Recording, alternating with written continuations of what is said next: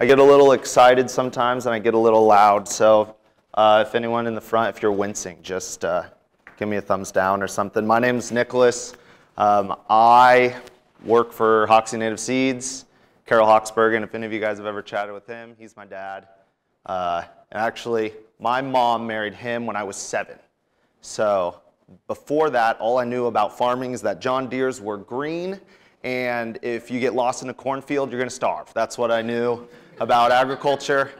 And so when she got married and he became my dad, I started working in the fields. And what that meant when you're 7 is you learn how to use a hoe really well, and how to sweep. Native seed producers, you know, there is so much sweeping. It is absurd. My friends, I remember telling me, they were like 12, and they're like, yeah, I was just out disking last night. I was like, oh, that's great. I pushed around carts and I swept all evening on the farm. But I remember going to school, riding the bus with some of my friends, and explaining to them that we were harvesting. And I thought for everyone, that meant that you duct taped a tub to the side of a pull-behind combine with your tractor while one person walked backwards to make sure that nothing was, but that's not the case, you know? They all had air conditioning in their combines, and so we all know that seed producing and everything to do with native seeds, there's no standard. We're here trying to make an industry standard because it's so hard to get one, and so everything in native seeds is out of the box.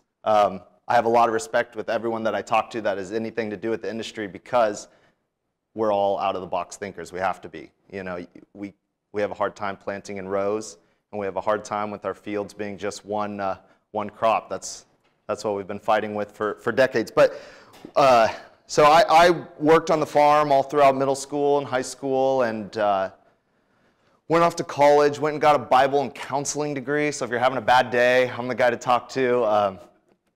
But I started college in Dallas, and turns out telling people that your family is a grass farmers means something else in Dallas. And when I worked at this very prestigious hotel, and I was known as the grass farmer, which meant a lot of people came to me asking for stuff, and I was just a farmer. I had no idea what any of this stuff was. But I ended up finishing in Redding, California, and I started working at a marketing firm.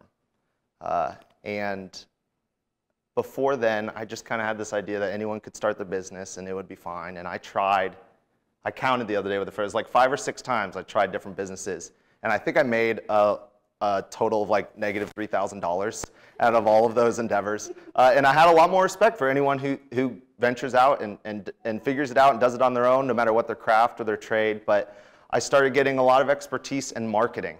And that's kind of why I'm here with you today. So when I went back home to help out on the farm, I was in the office. And so I lost my work ethic, and I am now just answering phone calls. But I brought that out-of-the-box attitude to the office, and that's actually where we get to enjoy this wonderful video. We'll watch it. You know, when someone puts a video in front of you, like, hey, watch this. I tried to keep it a shorter one, 2.5 minutes, so I didn't hold you guys for too long. This is our dear friend Peyton. Our mouse is over there. There we are. Our dear friend Peyton. And during certain seasons, we'll consolidate all our seed when we've used most of our stock. We'll consolidate it to just 1 or 2 trailers, which means, well, you'll see. Made a custom mix for a customer right after we put all of our mixes back in this wonderful trailer from hell. I need to get the seed that is right down there. I have no idea how I'm going to do that.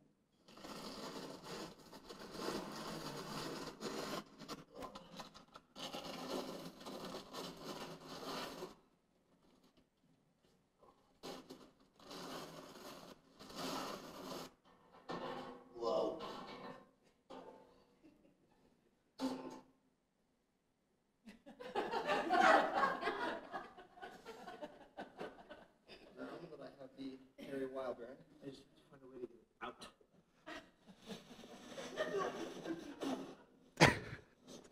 Don't try this at home. Least favorite place in the world?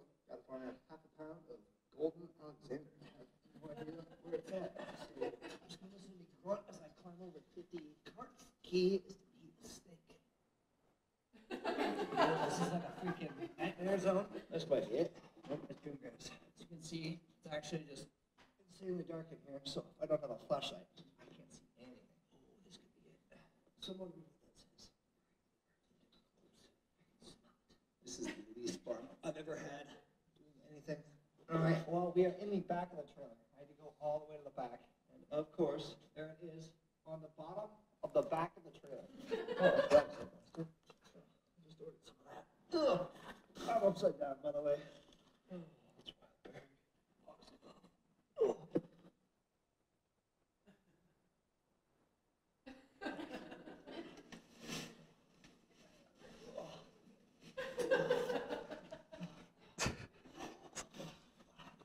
I'm out, finally.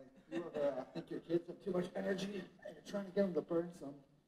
Send them on out to the Hoksey Seed trailer. And they'll have them go on a jungle gym in the dark, trying to find us the kinds of seed that we need. Their little hands and fingers that would be great for it. What are they done here?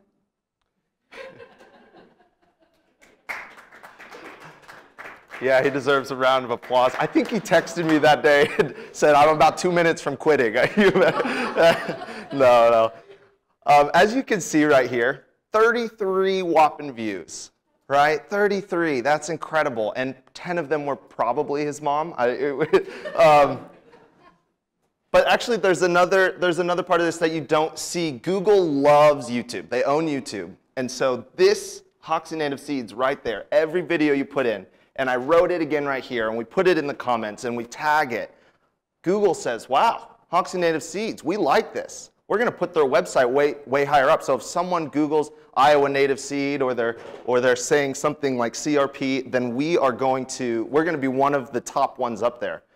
And we didn't have to pay for anything. We had to pay to make that video, but we didn't have any strenuous work. There wasn't high advertisement. It was very out of the box thinking, and we started to apply that in other parts of our marketing. And marketing is very useful in terms of growing a business, but I'm willing to bet most of us didn't get into native seed for money. I tell people that. I tell them, hey, we're not in this game for a bunch of money. And I'll tell customers, hey, if you're getting bids from someone else and you buy from them and you have questions, you give us a call. We want to help you. We're in this for conservation.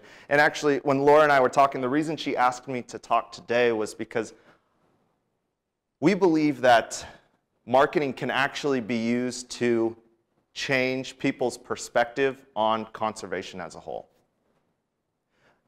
We are all here because we think conservation is a big deal. It's a big deal. And in most people's minds, it's not a big deal. So we've got to get that reality into the masses' brain. And you do that through marketing. A very, very weird marketing thing that I found out recently that's a little controversial, so I hope this doesn't upset anyone. I found out TikTok. I don't know if any of you guys know what TikTok is. It's an app that mostly 20-year-olds and younger use. It's owned by China, and in the United States, it's an app for fun and games and silliness and rotting your brain for an hour and a half is what it is. In China, it's an educational app.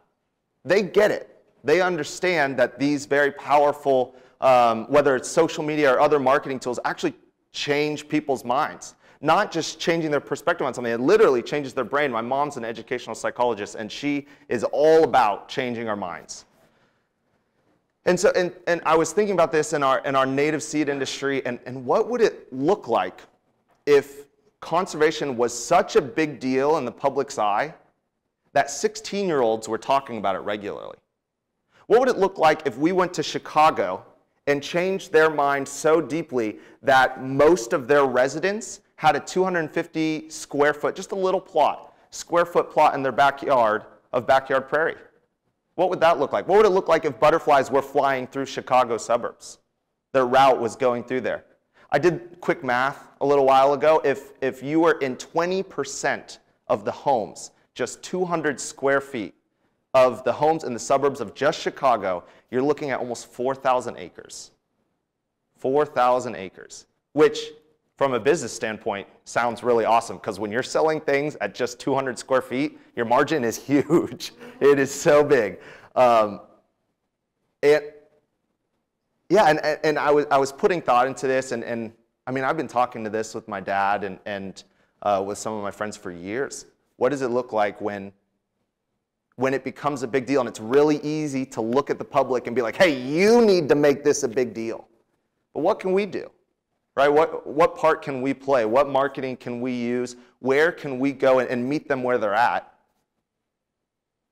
And say, hey, this is a big deal. And then how do we portray the message? Right? To be blunt, it's a little hard coming from Hoksey Native Seeds. We try our hardest, but we're not a non-for-profit. We're a for-profit. So there's always that asterisk when we're telling people, hey, this is a big deal. And they're like, yeah, it's a big deal for you because it's how you feed your families. You know, so we want to convince them it's actually a big deal and not just a big deal for us. That in 60 years, you know, if we don't do something now, it's going to be a much, much bigger deal.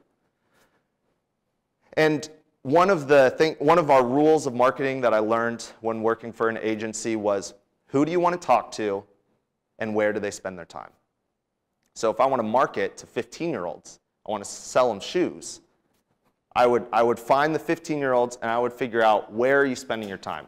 Because that's where I want to put this information. And Laura and I had discussed a little bit, what would it look like if all the businesses, all the agencies, the profits and non-for-profits, what if we pooled together resources and started changing the public's mind?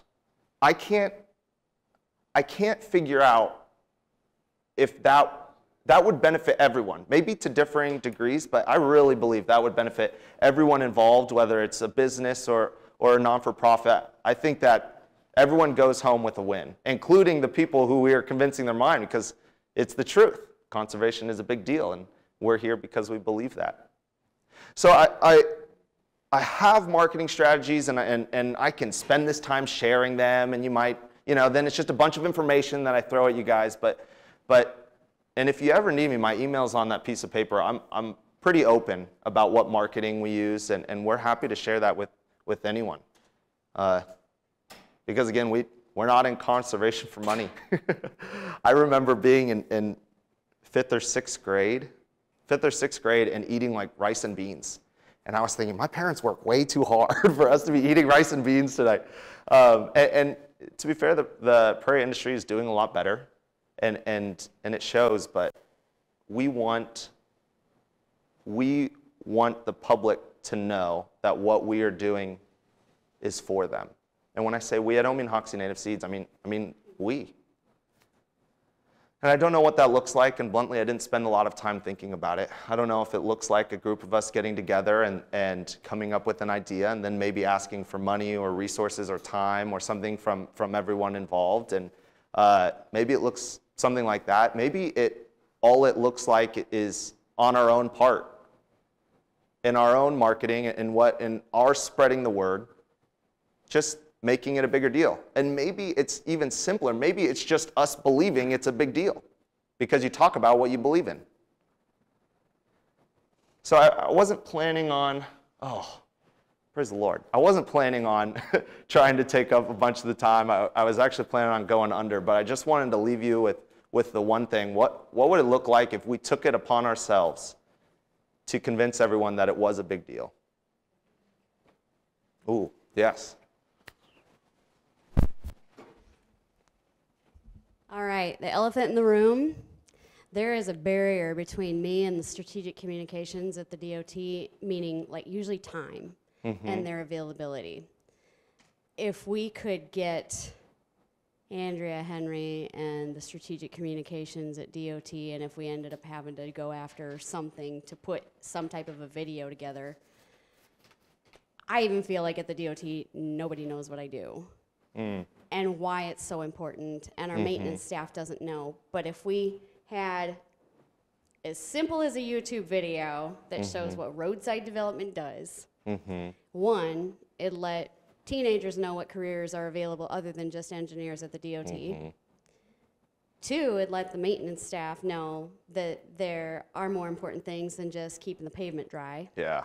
And why what we do keeps the pavement dry. And three, it would help the whole public understand why 30-some years ago we decided it was in everybody's best interest to stop all the mowing, jump on board with the Monarch Highway on I-35 that I can't sign because nobody wants to put more signs out for me on the highway, so I can put them out at the rest areas.